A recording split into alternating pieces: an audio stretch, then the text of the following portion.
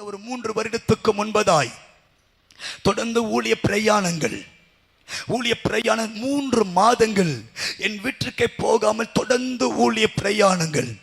கடைசி 3 நாட்கள் ஆந்திர பிரதேச ஆண்டுடைய ஊழியத்தை செய்து கொண்டிருக்கும் பொழுது என்னால் பிரசங்கிக்க முடியாத வண்ணமாய் என் சரீரத்தில் வயிற்றில் பயங்கர வயிறு வலி ஏற்பட ஆரம்பித்தது.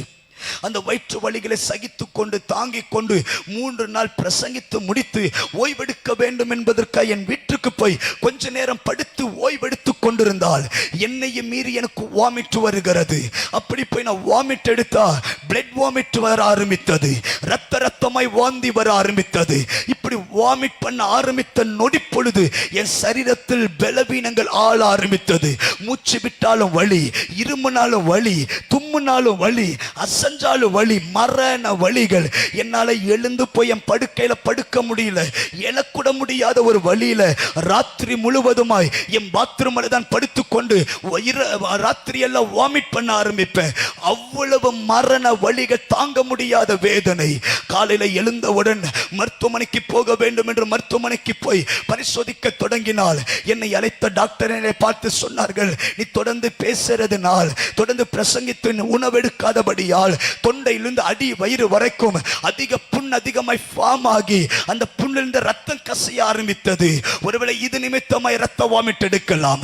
மறுபடி பரிசோதித்தவர்கள் சொன்னார்கள், இந்த பித்தப்பை முழுவதும் பாலிப்ஸ் என்ற சில கட்டிகள் தோன்றினது, கற்கள் தோன்ற ஆரம்பித்து விட்டது, இந்த பித்தப்பை ஆபரேஷன் செய்து எடுக்க வேண்டும்.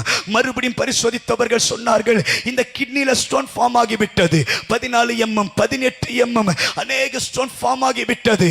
மறுபடி பரிசோதித்தார்கள். மறுபடி பரிசோதித்தவர்கள் சொன்னார்கள், இந்த விழா எலும்புல ஏதோ ஒரு பாதிப்பு ஏற்பட்டு விட்டது. எதற்கு இந்த பாதிப்பு என்று தெரியவில்லை.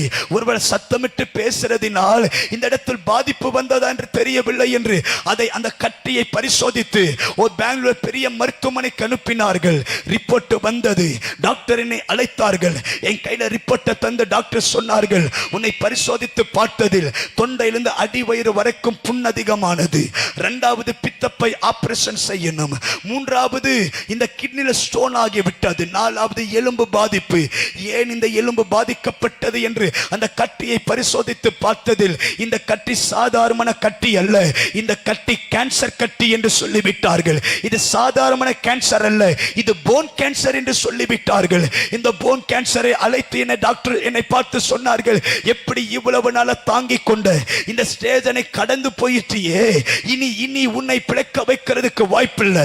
என்னை அழைத்து டாக்டர் சொன்னார்கள், எண்ணி 4 மாதம் தான் நீங்க உயிரோடு இருக்க முடியும். இந்த 4 மாதத்தில் எவ்வளவு என்னால் என்ன செய்ய முடிய செய்து கொள்ளுங்க. நீங்க பணத்தை செலவு செய்தாலும் பிழைப்பதற்கு வாய்ப்பில்லை. நீங்க உங்க கோடிகளை செலவு செய்தாலும், சொத்தை வித்து ட்ரீட்மெண்ட் செய்தாலும் நீங்க பிழைப்பதற்கு வாய்ப்பு கிடையாது என்று என்னை அழைத்த டாக்டர் என்னை அழைத்து சொல்லிவிட்டார். இதை கேட்டு மனம் உடைந்து அந்த ரிப்போர்ட்டை வாங்கி நேரா ரூம்ல போய் கத்தி கதறி அழுவுற, ஏசப்பா என்று சொன்னா பிசாசின் சத்தம் கேட்குது. 4 மாசம் தான் ஊழியம் செய்ய போறேன், 4 மாதம் மைக்க பிடிக்க போறேன், 4 மாதம் தான் இயேசு நல்லவர் என்று சொல்ல போறேன், அதற்கப்புறம் பெயர் இந்த பூமியிலேயே இருக்காது என்று பிசாசின் சத்தம். இப்ப எனக்குள்ள ஒரு தீர்மானம் எடுக்கிறேன், 4 மாசம் தான் நான் உயிரோடு இருக்க போறேன். அப்ப இந்த 4 மாதங்கள் எனக்காக நான் வாழாமல் 4 மாதத்தில் இனி நான் செத்தா மருத்துவமனையில் போய் சாக கூடாது. நான் செத்தா பலிப்பிடத்தில் போய் நின்று இயேசுதான் மனுக்குலத்திற்காக மனிதனை இறங்கி வந்தவர், அவர்தான் வழியும் சத்தியமும் ஜீவனும், அவரை இல்லாமல் பரலோக ராஜ்யத்தில் ஒருவனால் வர முடியாது. இப்படி பிரசங்கித்து சாக வேண்டும் என்கிற வைராக்கியம் எனக்குள் மூண்டது. அடுத்த நாள் சென்னையில் மீட்டிங். சென்னையில் போய் பிரசங்கம் பண்றேன். ஒரு பிரசங்கம் பண்ண 3 கர்ச்சீஃப் நனையும். சத்தமிட்டு பேசினால் வாயிலிருந்து ரத்தங்கள் வரும். ஒரு பிரசங்கம் பண்ண 3 கர்ச்சீஃப் ரத்தத்தால் நனையும். மரண வலிகள். பஸ்ல டிராவல் பண்ண ஸ்பீட் பிரேக்கர் ஏறி இறங்கும் பொழுது என் எலும்பு சத்தமிடுவது எனக்கு கேட்கும். 2 வீலர் ஒரு பள்ளத்தில் விழும் பொழுது எலும்பு உடைகிறது போல எனக்கு உணர்வு வலிகள் ஏற்பட ஆரம்பிக்கும். இப்படி மரண வலிகளோடு தான் கர்த்தருடைய ஊழியத்தை செய்து கொண்டிருந்தேன். இருந்தேன். கடைசி 3 நாட்கள் கோயம்புத்தூர்ல ராமநாதபுரம் என்கிற இடத்தில் ஜீவவாசல் எழுப்புதல் சபை என்கிற சபையில் கர்த்தருடைய வார்த்தையை பகிர்ந்து கொண்டிருக்கிற 3வது நாள் ஜெபிக்க ஆரம்பிக்கும் பொழுது பிரசங்கம் எல்லாம் முடித்து ஜெப நேரம் ஒன்று வந்தது. இப்படி ஜெபித்துக் கொண்டிருக்கும் பொழுது ஏசப்பா என் கண்களை திறக்கிறார். கண்களை திறந்தவுடன் நான் கண்ட ஒரு தரிசனம் என்ன தெரியுமா? வெள்ளங்கி தரித்திருக்கிற ஒருவர் சபையின் நடுவில் அசைவாடினார். எல்லாருடைய தலைமலையை ஏசப்பா கை வைத்தார். எல்லாருடைய தலைமலையை ஏசப்பா கை வைக்க ஆரம்பித்தார். இதை கண்ட நாம் மனதுருகி சொன்ன, ஆண்டவரே, ஒருவர் கூட வெறுமையை போய்விடக்கூடாது, ஒருவர் கூட வெறுமையை போய்விடக்கூடாது. எல்லா தலைமலையும் கைகள் நீட்டப்படட்டும், எல்லாருடைய குறைவுகளை நீங்களாக்கும் என்று பாரத்தோடு நான் ஜெபித்துக் கொண்டிருக்கும் பொழுது எல்லா தலைமலை கை வைத்த இயேசு நேராய் என் பக்கமாய் திரும்பி என்னை பார்த்து புன்னகையோடு ஒரு சிரிப்பு சிரிச்சாரு. அல்லேலூயா.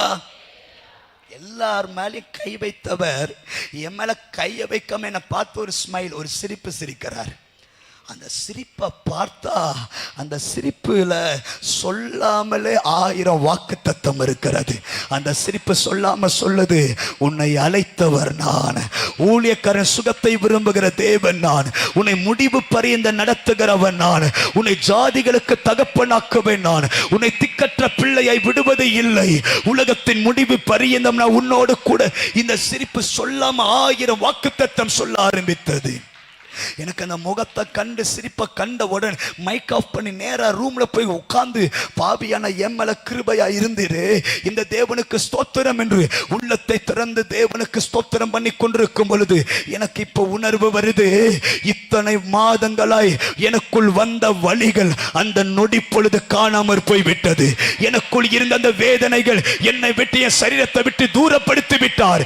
என் சரீரம் உள்ளம் புதிய பலன் வந்து விட்டது. எனக்கு பெரிய ஆச்சரியம். இதை நான் நம்பாம நேரா அந்த ராத்திரி கோயம்புத்தூர்ல ஒசூருக்கு போய் அந்த ரிப்போர்ட் எடுத்து, எந்த டாக்டர் என்ன கேன்சர் பேஷண்ட் என்று சொன்னாரோ அதே டாக்டர்கிட்ட போய் ரிப்போர்ட்டை தரேன். ரிப்போர்ட்டை திறந்த உடனே என்னை அழைத்து டாக்டர் சொன்னாங்க, 4 மாசம் தான் உயிரோடு இருப்பேன்னு சொன்னேன், நீ ஒரு கேன்சர் பேஷண்ட், எப்படி இன்னும் நீ உயிரோடு இருக்கிற?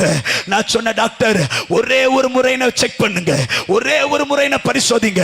டாக்டர் என்னை பரிசோதித்தார்கள், கட்டி எடுத்து பரிசோதித்தார். பெங்களூர்ல நாராயண ருத்ரலா ஐயா பெரிய மருத்துவமனை ரிப்போர்ட் வந்தது. டாக்டருடைய கண்கள் நம்ப முடியவில்லை. மறுபடியும் பரிசோதித்தார்கள். சென்னையில ராமச்சந்திர மருத்துவமனை ரிப்போர்ட் வந்தது. டாக்டர் நம்பவில்லை.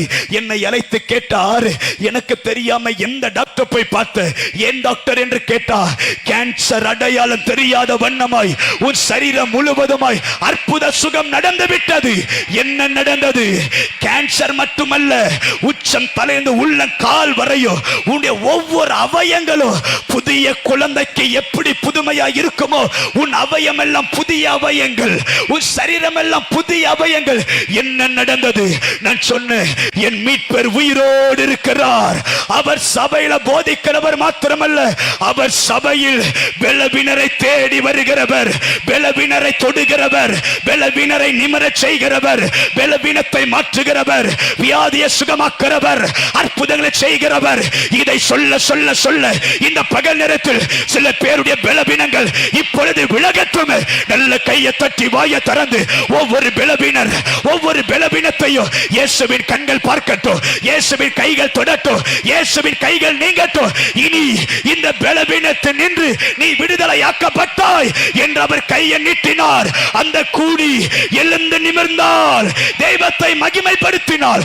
இப்ப சொல்ல சொல்ல சொல்ல எழுந்து நிமிர்ந்து சில ரதங்களை குறித்து குதிரை குறித்து மேன்மை பாராட்டுகிறார். ஆனால் நீயோ ஜீவனுள்ள தெய்வத்தை குறித்து சபையை குறித்து மேன்மை பாராட்டினபடியால் அவர்கள் முறிந்து விழுந்தார்கள். நீயோ எழுந்து நிமிர்ந்து நிற்பாய். நல்ல கையை தட்டி வாயை திறந்து, நல்ல கையை தட்டி வாயை திறந்து இப்ப ஜெபிக்க ஜெபிக்க ஜெபிக்க பலவீனங்கள் மாறுகிறது, பலவீனங்கள் மாறுகிறது. பலவீனத்தில் தேவ பலன், பலவீனத்தில் தேவ விடுதலை. கையை தட்ட தட்ட தட்ட வியாதிகள் மறைவதாக, அற்புதங்கள் நடப்பதாக.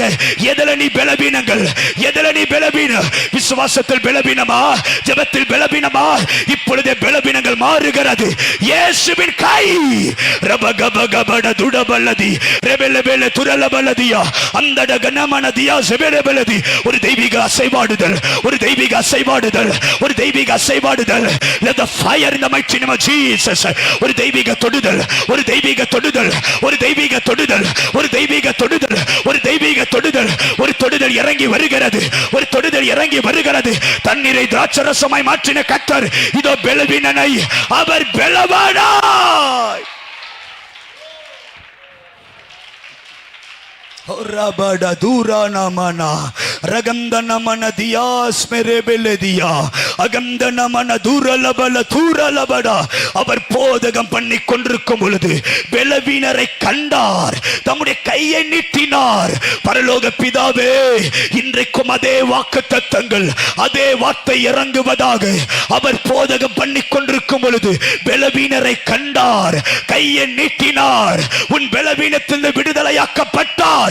அந்த வார்த்தையை கட்டமைக்கும் பொழுது இங்கிருக்கிற ஒவ்வொருவர் மேலையும் உன் பலவீனத்தை நின்று நீ விடுதலையாக்கப்பட்டாய்.